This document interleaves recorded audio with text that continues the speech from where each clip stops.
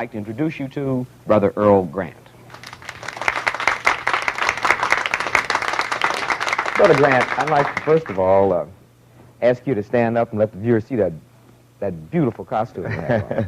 Oh, you just pulling my leg, Tony. Could you but I'm going to describe stand it up and let them see it. Could you describe it for us? Yes, may I do the whole outfit, please, since I used to model, you know. This is a little outfit I had made in Australia.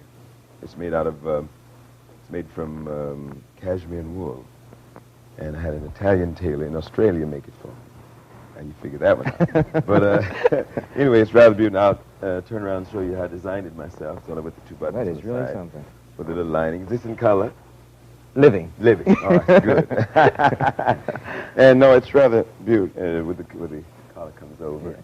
the outer collar. It's sort of a mixture of Pierre Card and, as you say, who else did you mention? The Napoleon, Napoleon the type Edwardian, and you designed that Edwardian. yourself. Yes, I which did. is most important. That's And beautiful. it's a lot of fun to wear some of your design because I've always loved clothes, you Yes. know. And I think they add a little bit to one's personality. You know, first time I saw you was at Club Pig Al Uh-huh. in Los Angeles, 1957. You mentioned And that you were word, all Pig dressed in Alley. all white. You were doing your own thing then. No one else was, you know. Well, at that time, you know, we had not only we had the, if you remember correctly, we had the piano and organ and the suit, and but it was a little different, but it was still classy. It wasn't, I don't think, overdone. Now, my rumor mill tells me that your background is in science.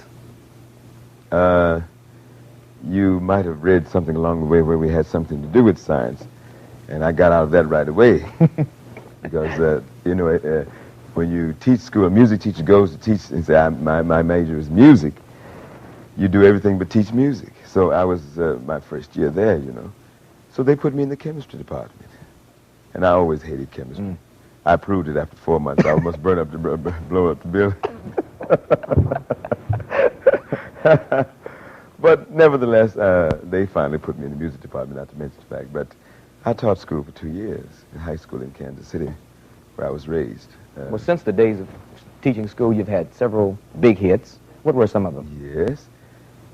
See, the first, let's see, they played a few of the small ones first. You know, like, along with Little Willie John, I had Fever, and I think it was Old Man River. And then along came The End of a Rainbow, which was the one that sold 2 million copies, because you don't have many million sellers. No, you remember not- that one. That's right, that's right.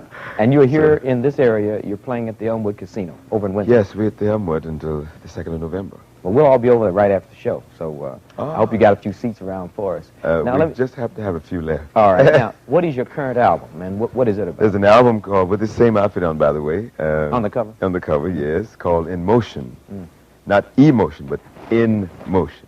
You know, boogaloo, blah, blah, blah. And that's, it's been out about 2 weeks now, and we're looking forward to a pretty nice sale from it. Very good. Very nice numbers in the album. Yeah. And I've been sort of waiting for its release, so it's finally released.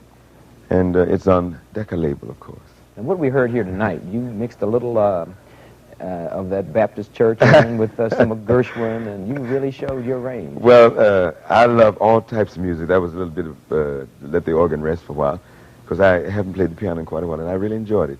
A little bit of Ellington, the Mood Indigo, and the middle number was a little bit of Sweet 16 Bars, to show that my church background, my dad would love that, being a Baptist minister.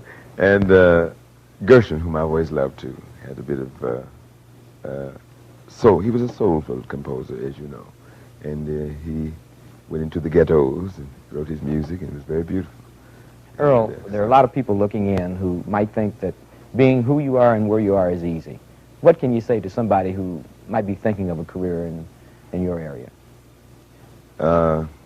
I can certainly say in my area, of course, that is most important, even in the days when I guess you and I are pretty much the same age. Maybe you may be a little older, but when I was in high school, it was always a thing that was forwarded was education. And I find 20 years later, and I don't mind telling it, I find that education is still the answer.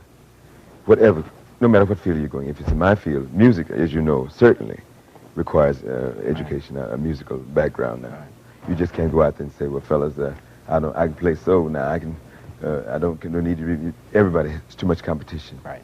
There are too many people in every field, of course, And that competition is so great now than ever, so much more greater now than ever.